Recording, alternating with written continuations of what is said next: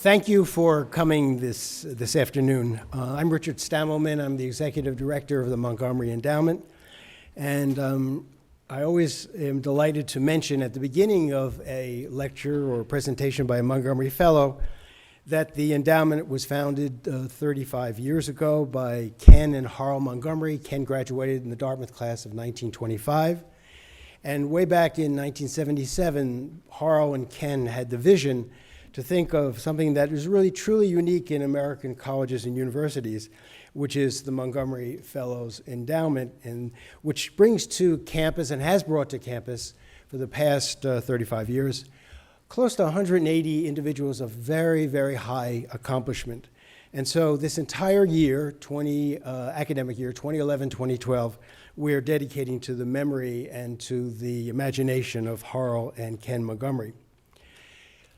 Bruce Duthu, who will interview Louise Erdrich after she reads from her work, is a Dartmouth alumnus. He graduated in the class of 1980. He's the chair of Native American Studies, the program, and he is also the Samson Occom Professor of Native American Studies. Author of American Indians and the Law, Professor Duthu is a trained lawyer, practiced in New Orleans, and he is a former professor of legal studies at the Vermont Law School. And he is also an internationally recognized scholar of Native American tribal law, a very complex form of law, and Native American political policy. This afternoon's Montgomery Fellow is no stranger to Dartmouth, nor to the Montgomery Fellowship Program, having been a fellow in 1992 and again last May. Born in Little Falls, Minnesota, raised in Wahpeton, North Dakota, the first of 7 children, of parents who were teachers at a Bureau of Indian Affairs boarding school, and descended from a grandfather who was the tribal chair of the Turtle Mountain Band of the Ojibwe tribe.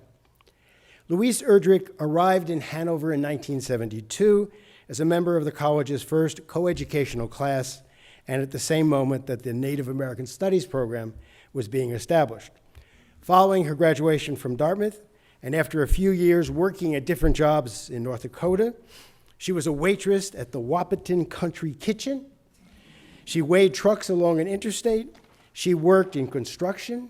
She drove from school to school teaching poetry. And after all this, she attended the writing program at Johns Hopkins University, from which she earned a Master's of Fine Arts. Love Medicine, her first book, published in 1984, was a major success, selling 400,000 copies in the hardback edition alone, and winning the National Book Critics Circle Award for that given year. Toni Morrison wrote of the novel, and I quote, that its beauty saves us from being devastated by its power, end of quote.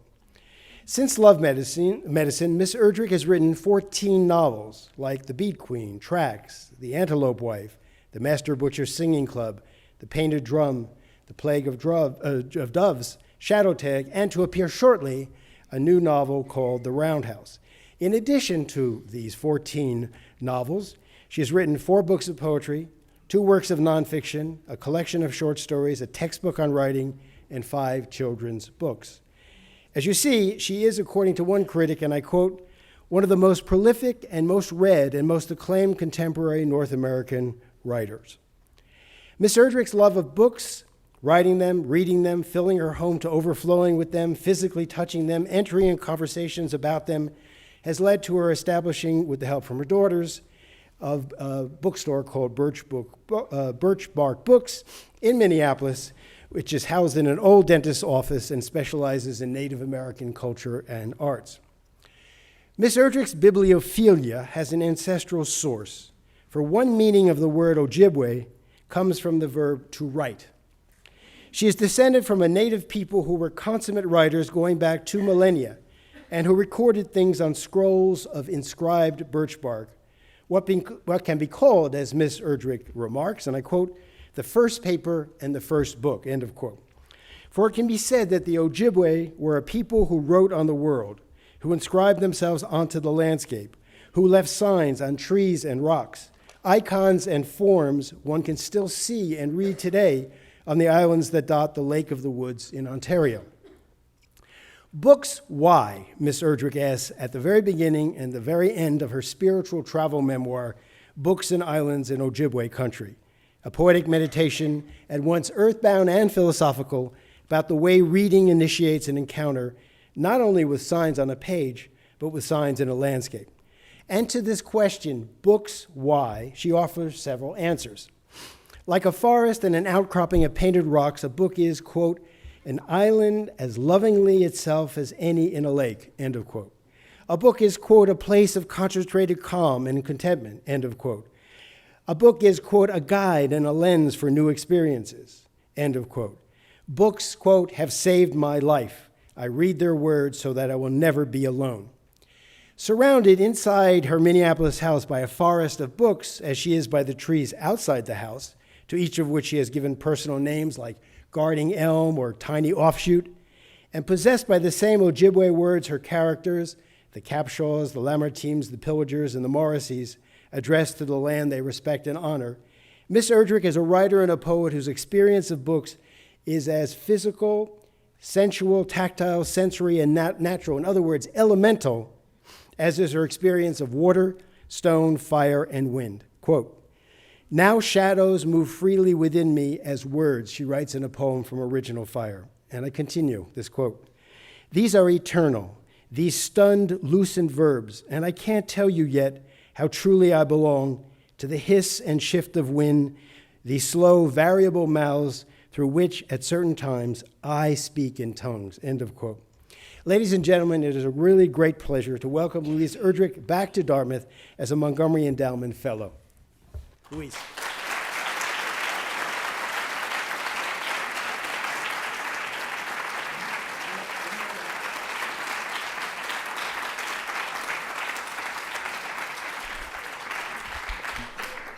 Thank you all so much for being here this afternoon. I know that this is finals week, and for many of you, it's that little time out of time that maybe I'm hoping you can escape the onslaught, just to be here.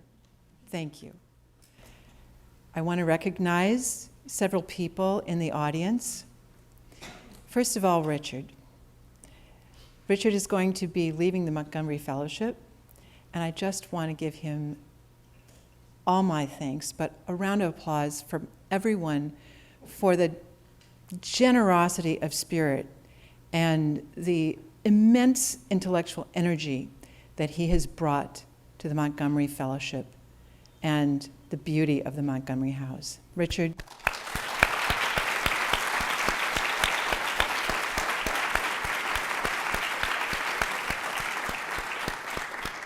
And Martha Earnhardt, who prepares everything, who is doing this out of an immense delight, I think, in finding people, meeting people, and making their stay here a joy, a true joy in every way. Thank you so much for all you do.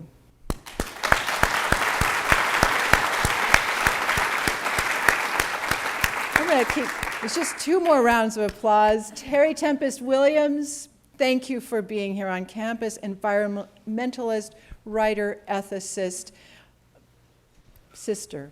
Thank you.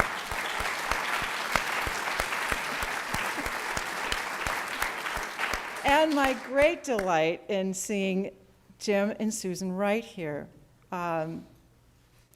Your tenure as president and first lady of the campus was one of my happiest times coming back to campus. And I have to say how great it was and how many wonderful things you did. But I also want to say that I will forever be grateful for my first job, Jim. This was not in the introduction, but I was hired by Jim right after college. I hadn't a penny, and I was hired as a researcher on his film. And I went to Lincoln, Nebraska, and he picked me up at the bus station. So thank you, and thanks for coming.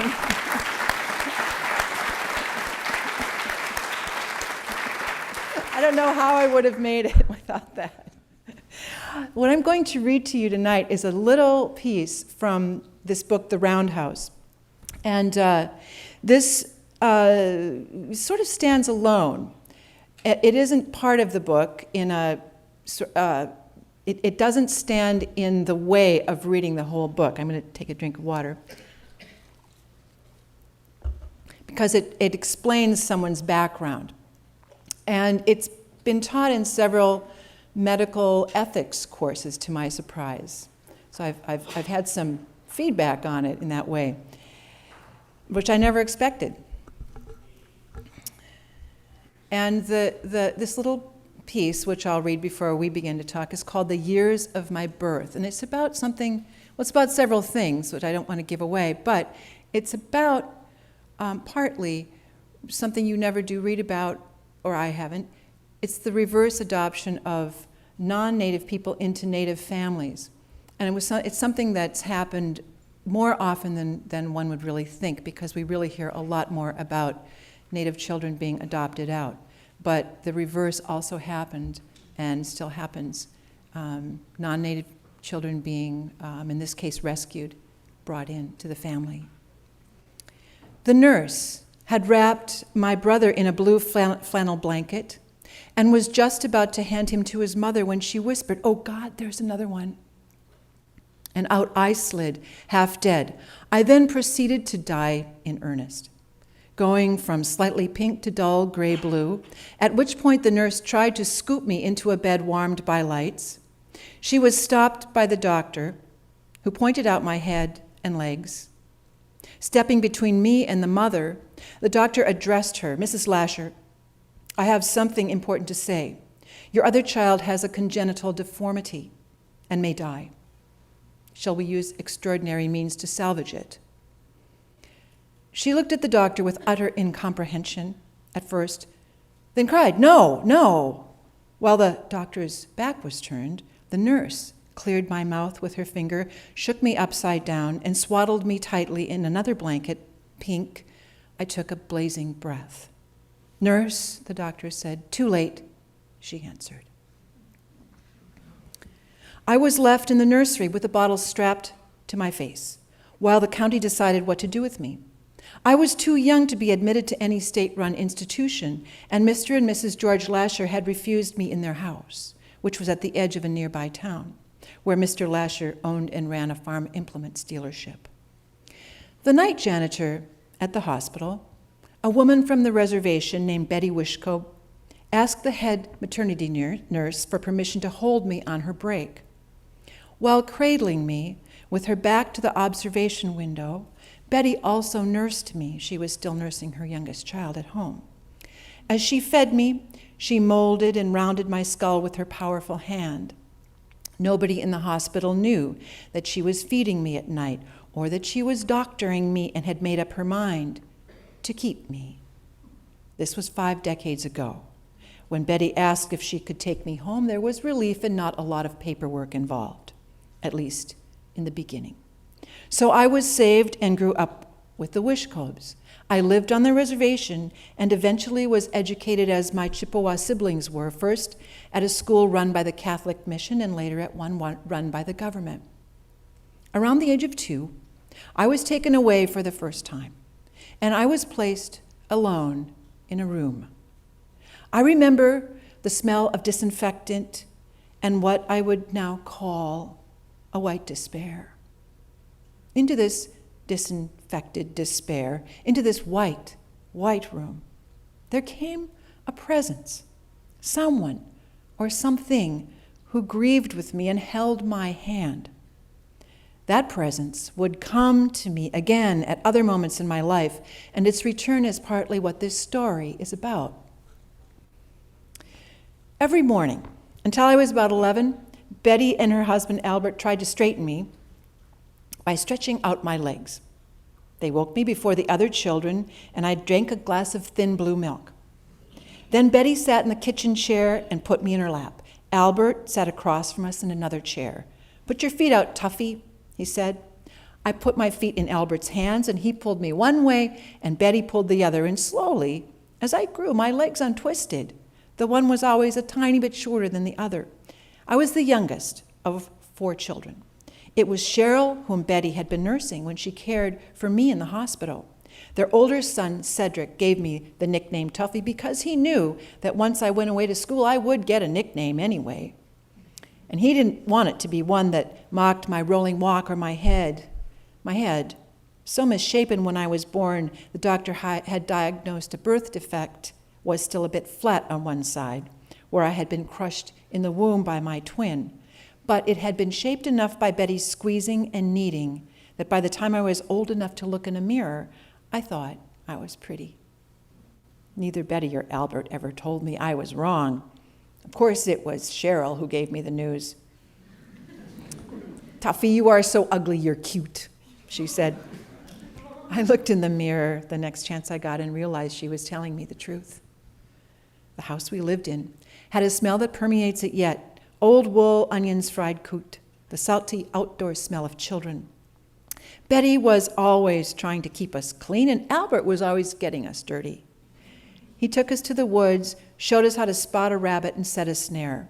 We yanked gophers from their holes with loops of string and picked pail after pail of berries.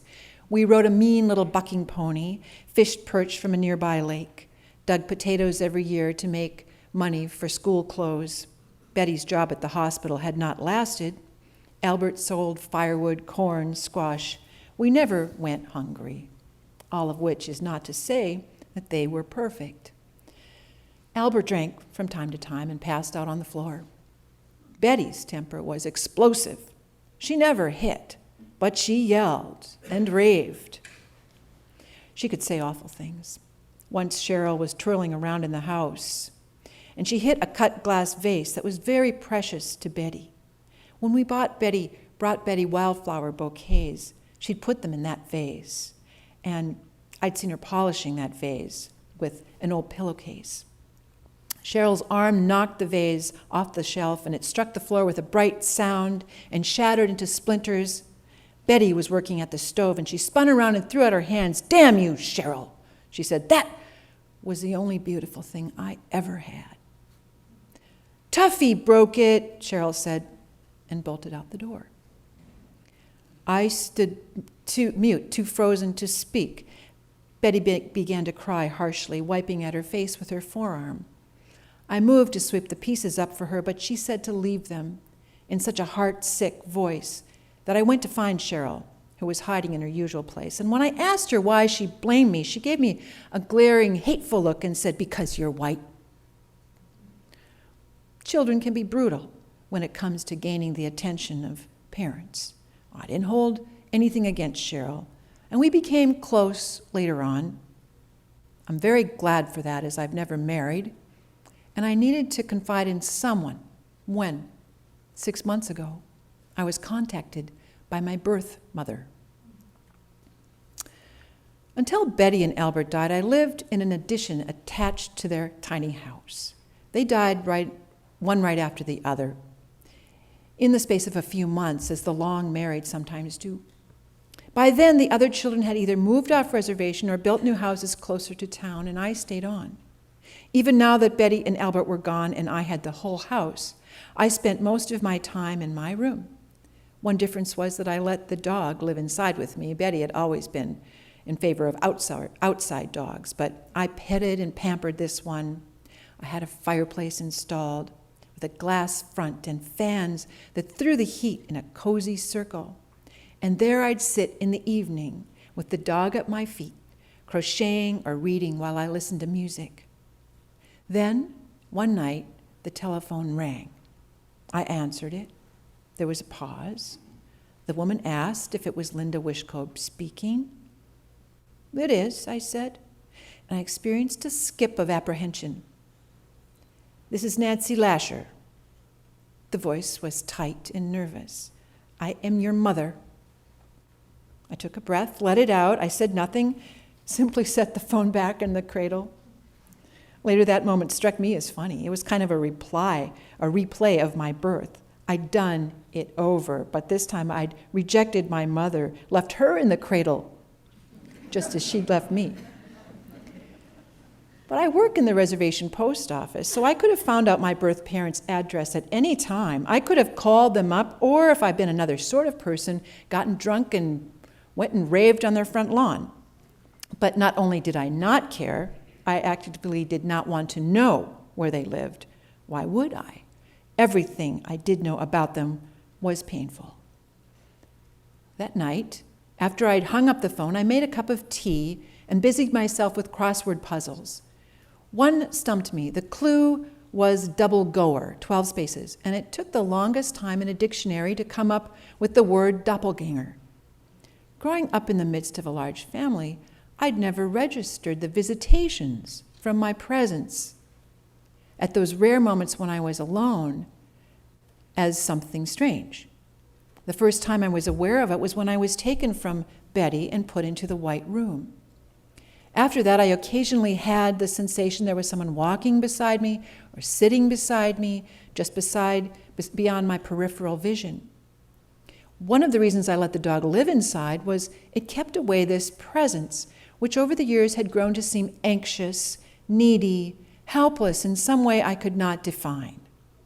I'd never before thought of the presence in relation to my twin, who'd grown up not an hour's drive from me. But that night, the combination of the phone call out of the blue and the 12-letter word in my puzzle set my thoughts flowing. So Betty had told me all she knew of the circumstances of my birth.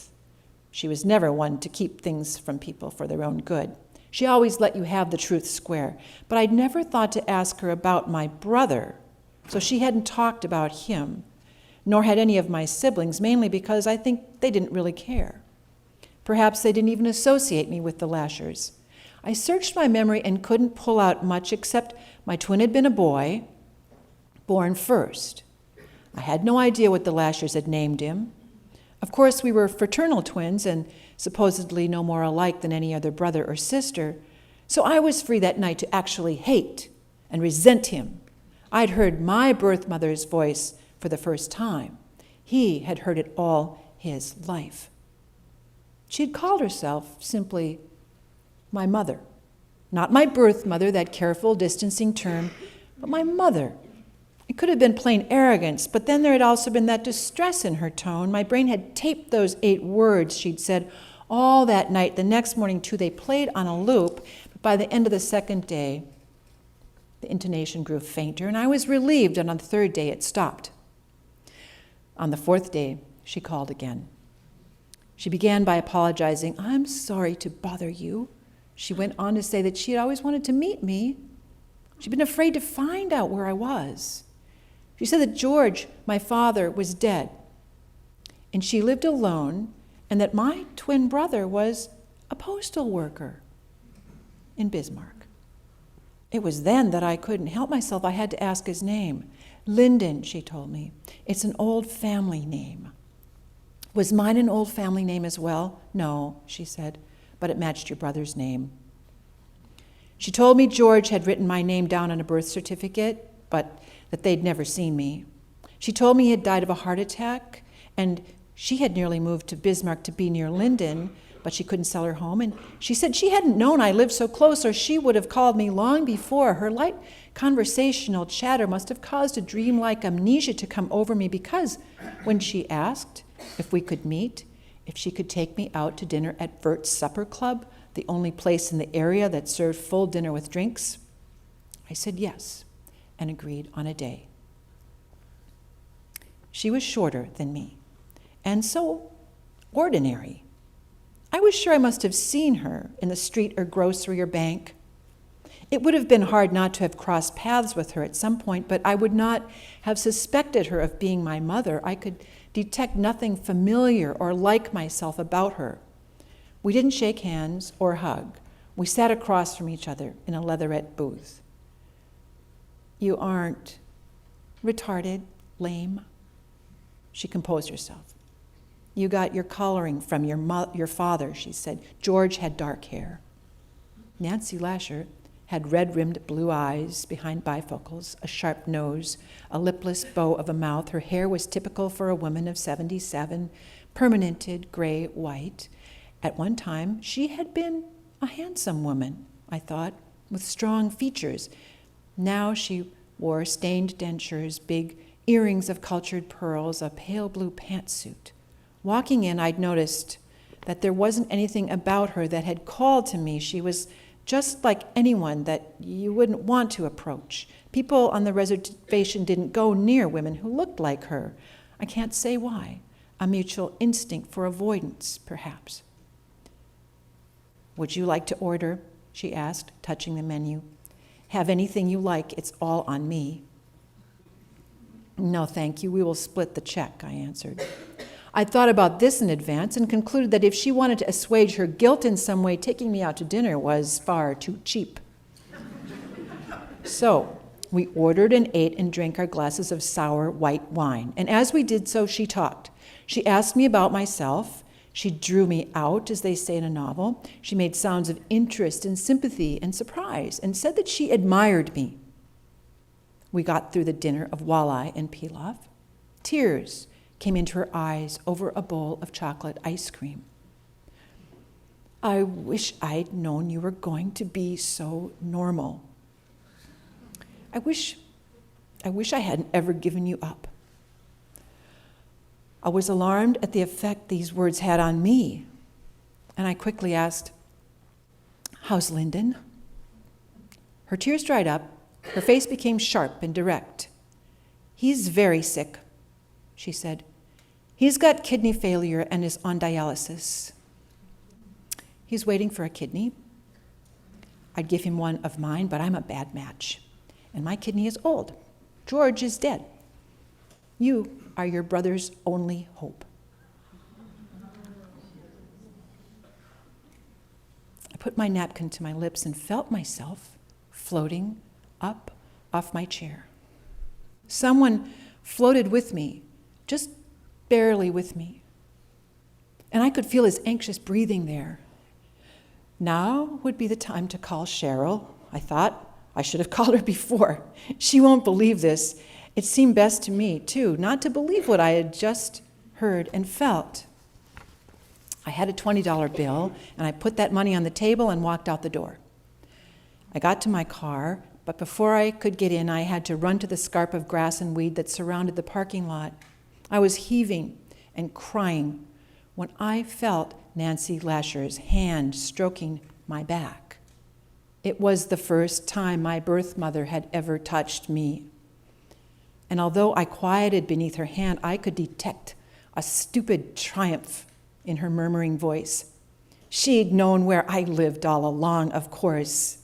I pushed her away, repelled by hatred like an animal sprung from a trap. "Oh, what should I do?" I asked Cheryl. "I'm calling Cedric." He lived in Bismarck. "Listen here, Tuffy.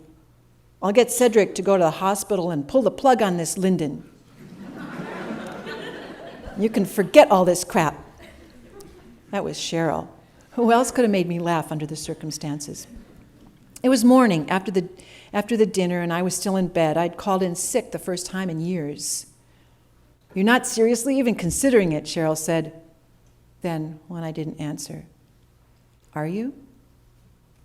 "I don't know." "Oh, then I really am calling Cedric up. Those people ditched you. They turned their backs on you. They would have left you in the street to die. You're my sister.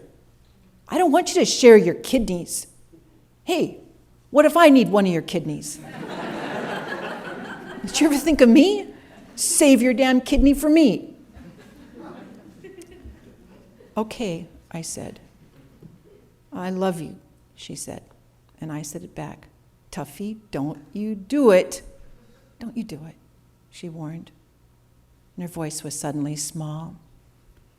After she hung up, I called the numbers on the card my mother had given me and made appointments for the tests.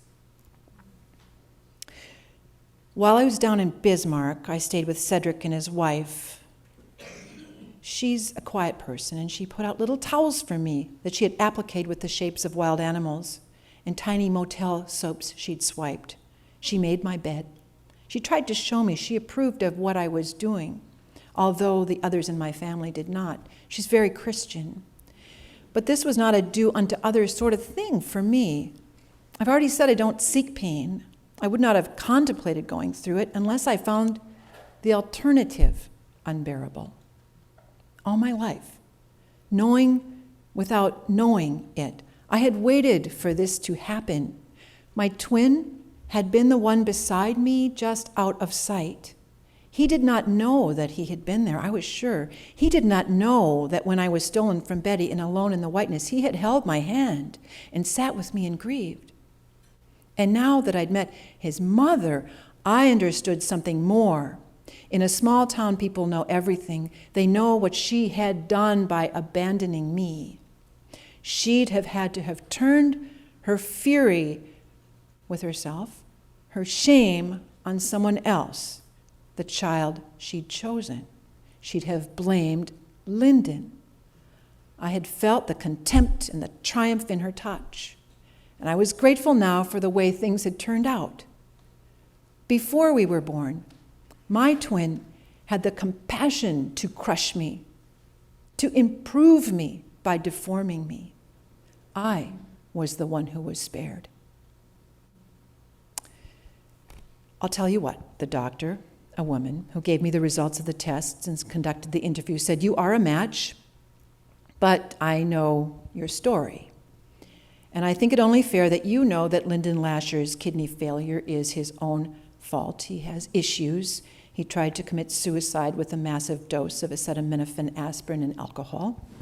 And that's why he is on dialysis. I think you should take that into account when you are making your decision." Later that day, I sat with Lyndon, who said, "You don't have to do this. You don't have to be a Jesus." "I know what you did," I said, "and I'm not religious." "Interesting," Lyndon said. He stared at me. "We sure don't look alike." I realized that this was not a compliment because he was nice looking. He'd got the best of my mother's features, but there was something else too. His eyes shifted around the room. He kept biting his lip, whistling, rolling his blanket between his fingers. "Are you a mail carrier?" he asked. "I work behind the counter mostly." "Well, I've got a good route," he said, yawning. "A regular route. I could do it in my sleep. Every Christmas, my people leave me cards, money, cookies, that sort of thing. You know, I know all their habits. I could commit the perfect murder, you know." "Did you ever think," I said, "that there was someone walking your route just beside you or behind you? Someone when you closed your eyes, gone when you opened them, and there when you needed them?" "No," he said. "Are you crazy?" "That was me," I said. I picked up his hand and he let it go limp. We sat there silent, and after a while he pulled his hand out of mine and massaged it as though my grip had hurt. "I don't like you," he said. "This was my mother's idea. I don't want your kidney. I don't want a piece of you inside me. I'd rather get on a list. Frankly, you're kind of a disgusting woman. I mean, I'm sorry, but you probably heard this before." "No," I said. I'm no beauty queen, but nobody's ever said that." "You probably have a dog," he said. "Dogs love whoever feeds them. I doubt you could get a husband or whatever, unless you put a bag over your head. And even then it would have to come off at night." "Are you saying this? Are you saying this to drive me away?" My throat clamped down on my voice. I swallowed, drew a deep breath to stop the shakes that had started in my body. "You want to die. I know that. You don't want to be saved, right? I'm not saving you for any reason. You won't owe me anything." "Owe you?" "Owe you." He seemed genuinely surprised. His teeth were so straight, I was sure he'd had orthodontic work done when he was young. He started laughing now, showing all those beautiful teeth. He shook his head, wagged his finger at me, laughing so hard he seemed overcome. When I bent down awkwardly to pick up my purse, he was infected by such a bout of hilarity that he nearly choked. I tried to get away from him, to get to the door, but instead I backed up against the wall and was stuck there in that white room.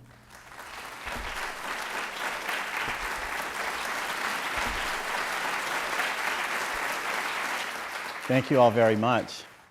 I can't imagine why that story would be popular in medical ethics courses. My goodness. I wanted to share with the audience, before I asked you my first of many, many questions, I wanted to share with them that Louise's writing was a major inspiration in the direction I took my law teaching. Years ago, when I first started teaching at Vermont Law School, I began having students read some of Louise's work, including a chapter from Love Medicine called Saint Marie, which I'm sure some of you know. And for years, I began having them read other pieces of her writing and other authors. And I wasn't entirely sure why I was having my students read literary works of fiction by Native authors. This is in my course, Native Americans and the Law. But over time, I realized that the reason I was doing that is that there is a profound absence of narrative, indigenous narrative, in the legal stories. Native voices are not speaking in these stories, and I think provide one of the keys for why there's such a profound sense of injustice that flows out of those cases, is that the stories aren't really being heard, and that reading narratives, particularly the kind that Louise shares with us, is at least a way to capture some of that narrativity and bring it back into the discussion. And my students were really grateful for that. They felt that they were at least absorbing or getting some perspective that was utterly missing from so many of the cases. So thank you. Now, we have a few questions. As Richard said, we're going to certainly leave time for you to ask the kinds of questions that you'd like for Louise. I had this sort of vision, fantasy about what this would be like to say, how do I do this without being so nervous? Because I'm in front of classes for, well, a long time. But when you do something new like this, there's a little nervousness, a little butterflies and so forth. So I thought, okay, here's what I'm going to imagine, that we're just chilling out on her back porch, or my back porch. And a lot of nosy neighbors are kind of, just hanging out, listening in on this conversation. So we're on the back porch. We're on the back porch. We're sipping, I don't know what you're drinking, but my stuff is pretty good. Great. Yeah, mine is great. And then there's all these people there, but we're just going to chat. Okay, good. So here we go. I want to ask you about humor, first of all. Oh, good. All of your works are populated with incredible humor.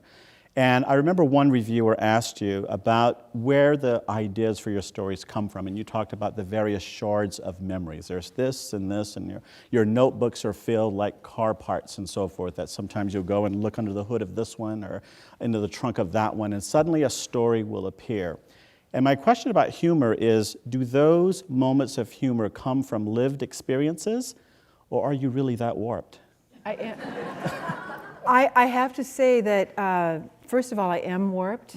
And we know, that's part of it. You have to have a sort of warped sensibility to find some things funny. And fortunately, I'm surrounded by warped people, and they seem to, well,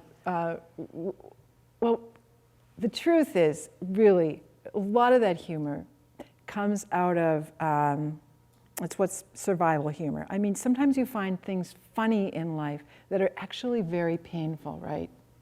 And that's what a lot of the humor is. It's in finding a situation in which there's no way out but to laugh, but also finding, absurd things that happen in my family become repeated, embellished, and they become part of our family narrative, the way I think things happen in the stories. And sometimes I can't help but going onward with some of this wasn't a very funny story, I realize.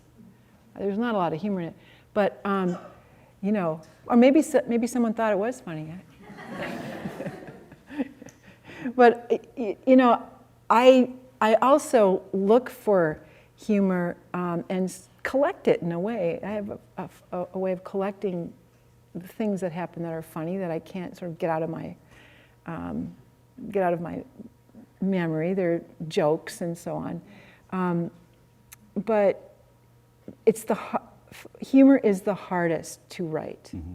The hardest thing to write is something that's funny, I find. And that's why I can really count very few writers who are genuinely able to write funny scenes. It's not easy. Yeah, absolutely. Can you share with us the general plot of The Roundhouse? Because this is the novel that you read to my class, the students in Native American law and literature. Yeah, it's sitting right there by Susan. So of those pieces that you feel comfortable sharing, can you tell us a little bit about Yes, this and I novel? can say that this is a background story for the perpetrator of a violent crime, is Lyndon, and he's in a terrible piece of irony. His sister Linda does save his life, you know, and yet he is obviously, from the way he treats her at the end, you know there's something very wrong with him. And, you know, he has simply no human empathy. Mm-hmm. And this novel is about, first of all, in broad terms, it's about an issue that is extremely timely, but it's been timely for a long time. It's about the rape and abuse of women in Indian country and the difficulty that there is in prosecuting these cases. And for all sorts of complicated reasons, which if you look at Bruce's work, he can clarify. The situation there is, it's absolutely abysmal for women. It's very dangerous. And it's also grinding, injustice grinds a people down. Mm-hmm. And you know, it's said that the women are the heart of the people, and when the heart of the women are down, the people are down. So this strikes at the very, very core of a healthy society. When you and I talked about this work, I think it's been 2 years now. I think it was actually over 2 years. It was during commencement when you were the commencement speaker, yeah. And this novel was stirring in here. Right. And we had the first of several conversations about your interest and your concern with the law.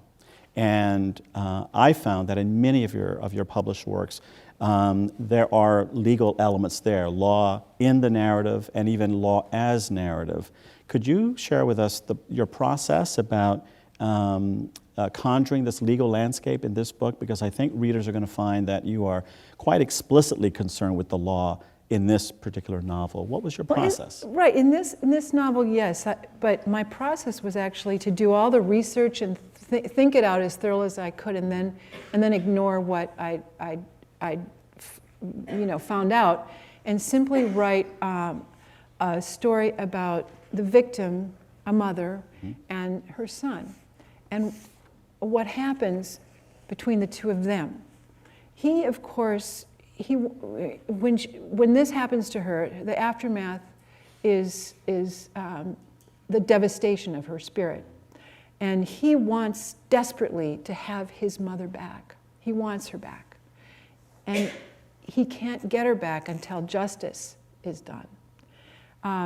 As in many situations, the perpetrator is able to confront the victim again and again, to terrorize and be part of the victim's life. Mm-hmm.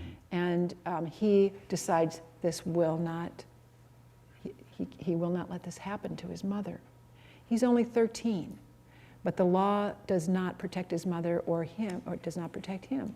So what's his decision going to be? You know, all of this is thrust upon him at a very young age. At the same time, he's a kid with a best friend.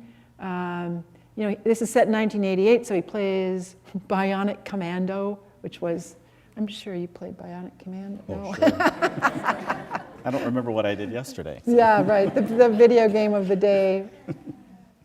Yeah, and so it's about the emotional violence, that the emotion that twists their relationship into something that has to be healed, and it's about healing in the end. You mentioned justice, and I have a question about justice, and here's a quote that you gave to Deborah Treisman of The New Yorker in regard to your recent story, Nero, that was published in The New Yorker. And you said the following, but you were talking about romantic justice. Romantic justice. So I'm going to broaden it to general justice. So here's what Louise said in her interview. As for romantic justice in the real world, now that I'm 58, I have seen a few instances where romantic justice was achieved and things worked thrillingly out. In life, we struggle hard and compromise everything for love. When it doesn't work out, that's a novel. When it does work out, that's a bad novel. But all told, most of us would rather live in a boring plot that includes someone nice bringing a cup of coffee to us in the morning or being there to pick us up when the car gets towed. So broadening it from romantic justice to justice, although we can dwell on the romantic justice idea if you'd like, but Yeah. my question is, what role did justice play, if any, as you were thinking about this story and the characters? It seemed to me that as I grew into, as a writer, as I became more aware that I really wanted to focus my work on something more tangible than a series of romantic escapades, or I didn't really start out thinking my books through. I cobbled them together out of ideas that I had for say the first 4 or 5 books, and then I began to realize, I really want to focus. I want to focus, and the first time I really decided to focus was on an instance of injustice. And it's not, we're not a family that includes lawyers or judges or anyone who is in that profession, but I began to understand that the long history of injustice in a community has enormous repercussions for how people function as a whole. And that when people believe there's no justice to be obtained, they behave in ways that are either defeated or vengeful. And so I began to look for this in real life and to examine it in my stories. As Louise said in reading in preparatory remarks for this passage, this work has deep applications in courses of medical ethics. And I found that in reading, and she privileged me with reading a lot of the Roundhouse, it should be required reading in all law courses as well, at least that deal with the rights of Native peoples, because it is that integrated with these broader concerns about our stories, our shared, our intertwined stories as cultures in contact and in conflict, and how we're still working to resolve or not resolve some of those issues. But I want to shift a little bit. You mentioned the 13-year-old, the boy. The boy. Joe. Yeah. How can you tell us about your process of speaking through not only a young person's voice, but a boy's voice, which you said you had not done before? Well, before that, it's something I want to say that it's very interesting the way our work on Bruce's work has influenced my work, because I'm done. Thank you. That's all I wanted to hear. Thank you. It's very because I didn't know that I was dealing with aspects of the law, and I began. And when Bruce told me he was working with law in literature, I thought, I don't understand that. Where does that connect? And that's one of the bases I had for really thinking about this particular book. I thought,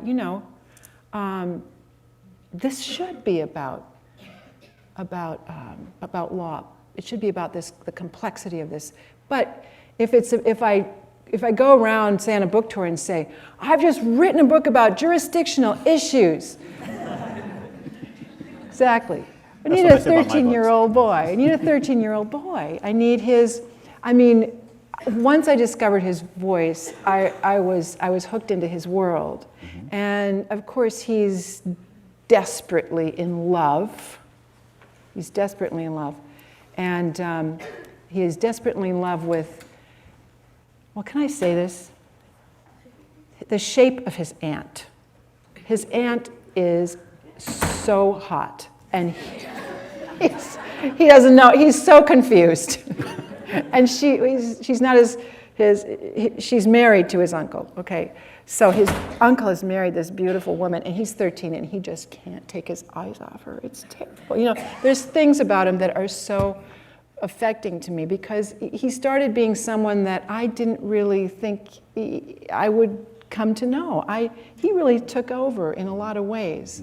I mean, he's the one who stole the six-pack. I didn't do it, of course. He started doing things that a 13-year-old boy would do.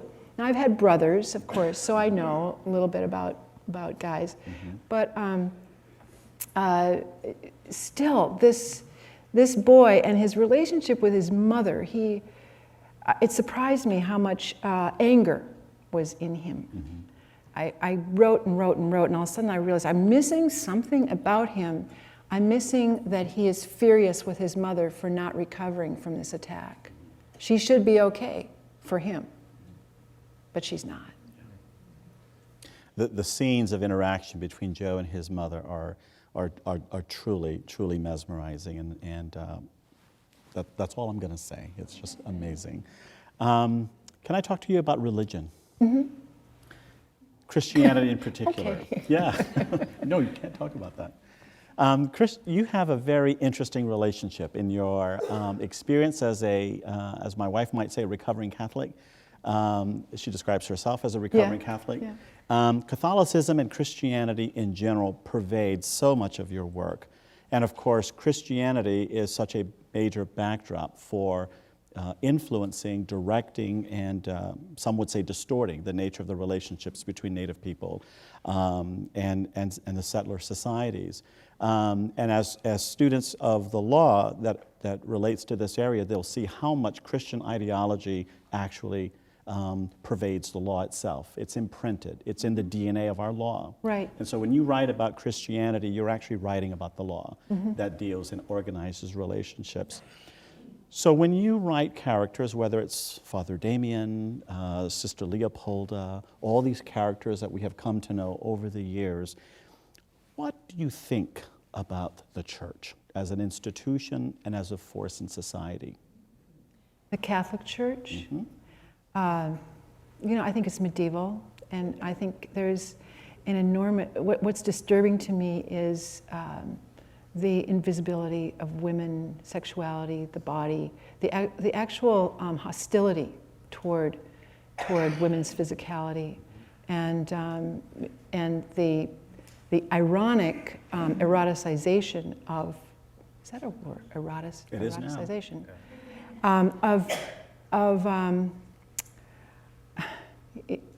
Of bizarre aspects of the church. The ritual is a bizarre example of that, and I'm attached to the ritual. You know, the ritual sucks people in because it's so powerful. They came up with a powerful ritual way in the beginning, and I find the church. I find the Catholic Church a very strange artifact. And I desperately hope my daughters don't become Catholics suddenly. I would be really upset.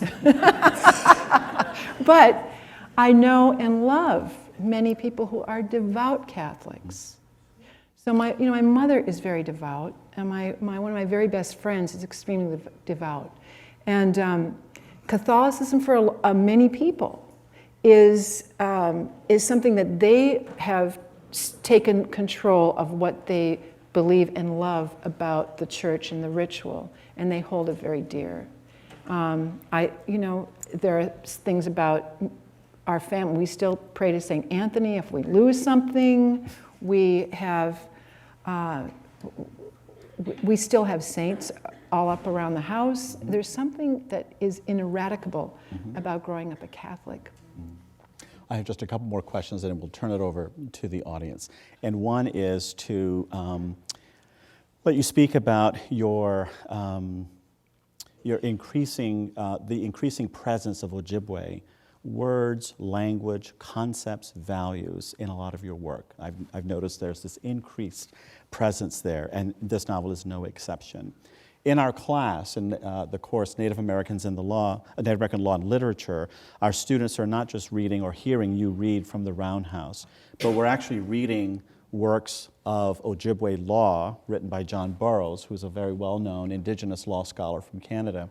And one of the parallels that I was struck by in reading his ideas and his conceptions of how Ojibwe law is perpetuated and how it exists and how it is unfolded reminded me of the parables in the New Testament. They're contained in story. Ojibwe law is contained and transmitted through story. And that may not surprise audiences to know that how else would it have been remembered over all these years? Story is quite powerful. Are you conscious of those parallels as you write about this in terms of understanding Ojibwe law as a form of narrative and thinking about the New Testament and Jesus' parables, because they figure so prominently in your work? I have to say that didn't really occur to me. I thought more of Ojibwe law, and I have to say that was another thing that when Native people were discovered, it was never imagined that people of each tribe had their own set of very strict and very workable laws. Everyone had a system of law. How else would they do things? And what I talk about a little bit in this book is the story that's contained in the actual story of the Roundhouse. Roundhouse is a ceremonial place where people meet to talk about things, to do the spiritual work, to do healing work, and a great deal of the law concerned healing before it concerned punishment. And for instance, by the end of this book, there is a series of stories that describe how the Roundhouse is given to the people through the death of a female buffalo, and describes how this boy hears it as his grandfather basically talks in his sleep. He hears all these stories at night. And one thing that I had always heard about and hadn't really understood was Wendigo law. Wendigo is, I don't know how many people are familiar with the concept of a Wendigo. A Wendigo is what was supposed to have inhabited someone, usually during periods of great trial, starvation,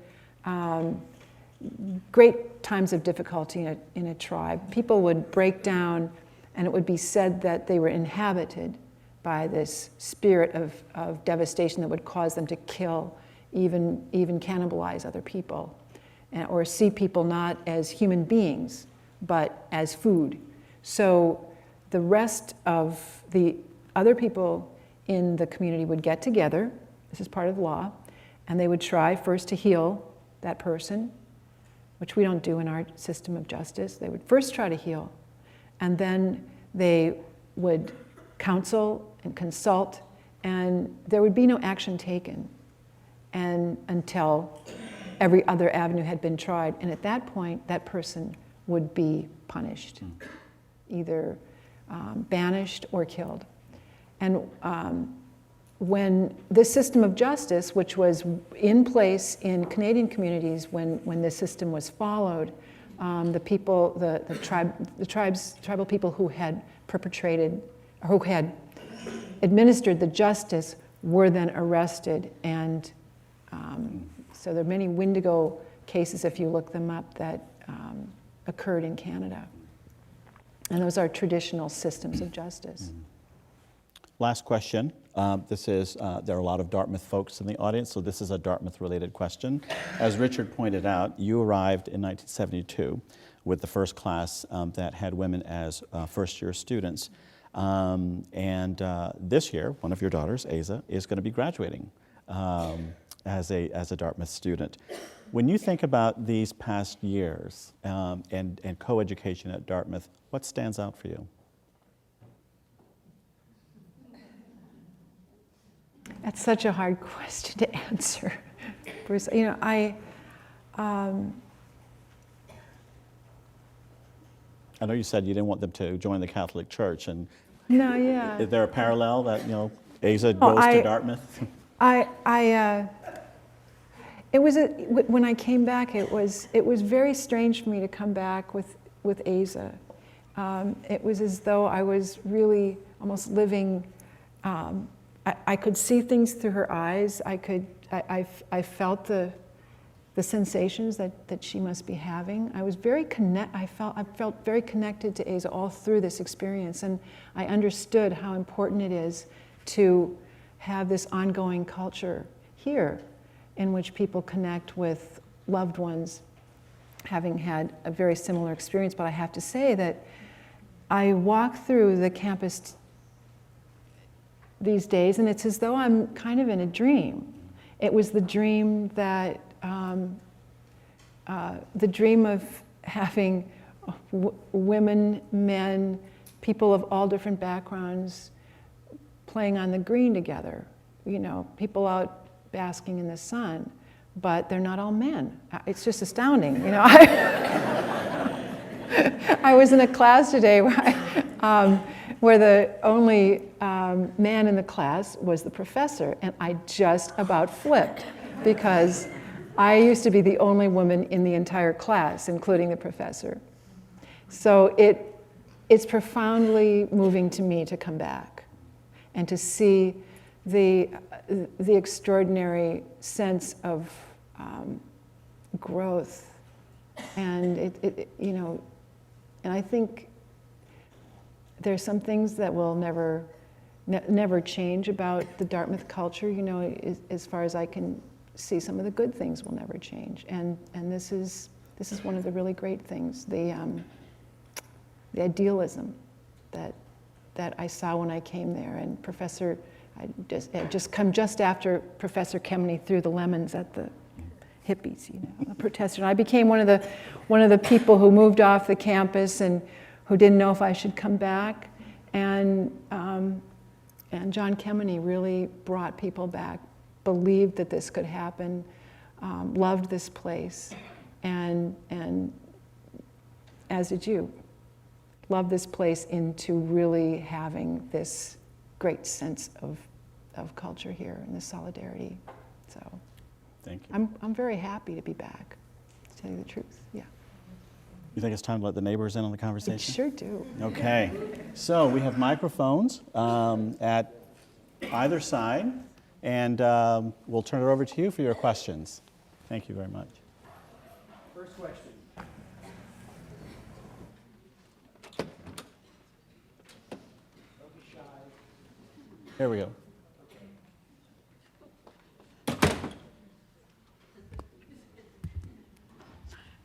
Thank you very much. Your story was riveting. I wanted to ask about your process, writing process. You mentioned that you do research and then put it away and write the novel. So I'm wondering if you could just talk more about that, and also how long you take on average to write a novel. Do you have several going at once? So just about your writing process. Yeah, I usually have several things going at once so that I don't have to be without a book to work on. You just left me up here. I'm just going to chill out here so I can watch you. Yeah. I didn't mean to abandon you. He took the good drink. Yeah.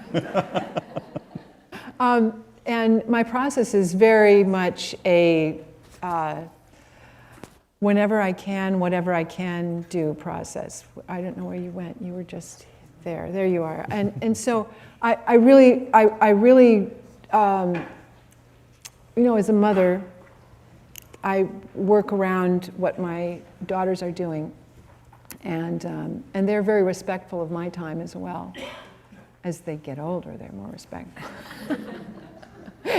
But I was able, because I wrote at my home, to have a baby swing, a traditional Ojibwe baby swing that I could work with my foot You know, these are, you had one of these, and yeah, these are traditional foot swings that you can use to put your baby to sleep while you're working. So I was able to do that and have have each daughter with me for quite a long time into their childhood.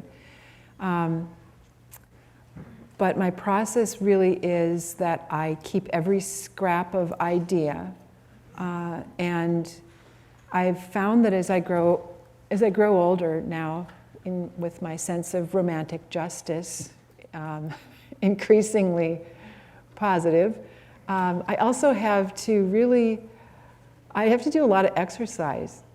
Otherwise, my brain is really dull. I mean, really, writing is partly a physical process. And if I sit for 50 years and write, I'm going to go to sleep immediately. So I have to have a lot more exercise now. And that's part of the process. I know that sounds odd, but really it is. I have to force myself not to sit and write all the time.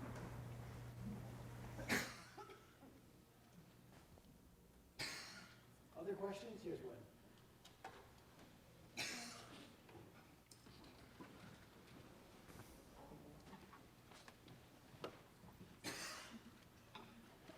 I wanted to ask you about using fiction to deal with the issues of the women in the reservation. You said you were moved to write this about the incidents of rape and so forth. So you're using fiction to confront, a very, very serious problem, as opposed to just coming right out and writing articles about it, or having interviews and featuring, people who have not gotten, found justice. So maybe you could speak about those two different approaches and why one might be more effective, or, yeah. Well, I'm a fiction writer, so that's the best I can do. I am not. I think it would help to do a piece that is nonfiction, that is fact, and that is that's a great thing to do.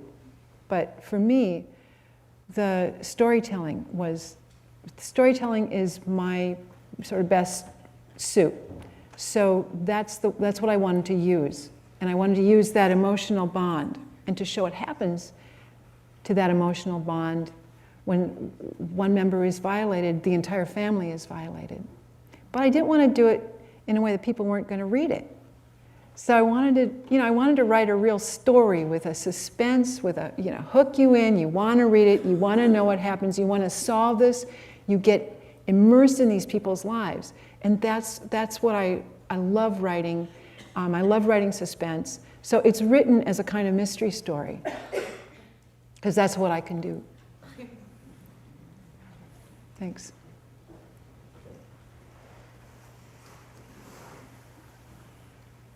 Hi, another process question. Interested in the idea of Joe, the 13-year-old character, and the idea of how surprising he was to you, and you said you had brothers, and so you kind of are vaguely familiar. But the idea of the degree to which characters surprise you or inform you, or what that process is like to allow a character to unfold as opposed to dictate the outlines of character. Yeah. Well, in this story, for instance, I had this idea in mind for quite a while, but I didn't have a character who would talk about this thing that had happened. I wanted to write about an ethical dilemma, and so I thought about all sorts of dilemmas. But it doesn't come alive. You can't just, throw it out there without someone who'll come and rescue you like Linda did. And Joe, this 13-year-old character, I feel like my characters rescue me when I want to say something and I don't have a way to say it. I really try to open myself to any voice that's going to come in and just help me out. And over the years, I think when you train yourself as a writer, and I train myself as a writer, as you train yourself as an artist, you train yourself to leave open and to watch for signs of a character coming toward you. And so when Joe began to talk, I began to listen, and then I began to realize that I didn't have total control of things that he would do, that things would pop into my mind that were really unexpected. And that's what the obsessive compulsive part of writing is, that you get probably a buzz off this kind of thing happening to you, when you're working away and suddenly you get some idea that doesn't come out of your own mind, it's from somewhere else, and then you're just writing, you're in a flow state.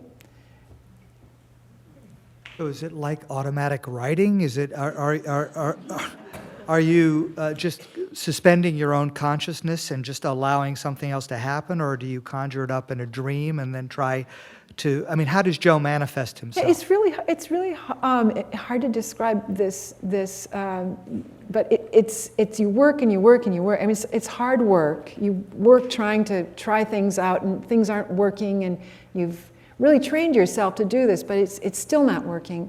But eventually, if you fail you have to fail and fail and fail and fail, and then suddenly something will happen, and I'm in the flow, and then I know that my narrative is going in a direction that is really, it's taking itself there. I'm in a flow of the creation that's supposed to be happening, but it does mean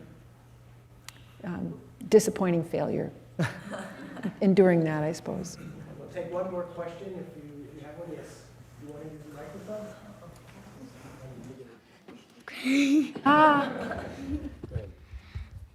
Oh, thanks.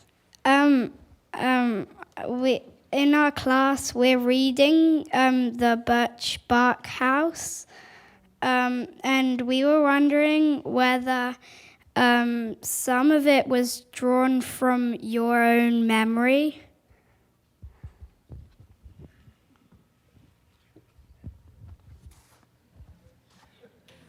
Yeah, thank you. Well, now it is set in 1840, right? So, yeah, I do remember. It is from memory. It's from some stories that I heard about, I read, and I thought about a long time. And actually, the first part of that book, where there's a girl alone on an island, guess who first heard that story? It was Asa. I told that story to my daughter Asa many times. And all the time, this girl would have different adventures. So this is my daughter over here. And I told her that story a lot until I kind of refined it enough, and I could tell where she liked it and where she didn't like it. And so then finally I wrote it down. So Asa is the person who you really have to thank for that book. And also I just want to say I really recognize Asa for getting through Dartmouth and graduating. Yes!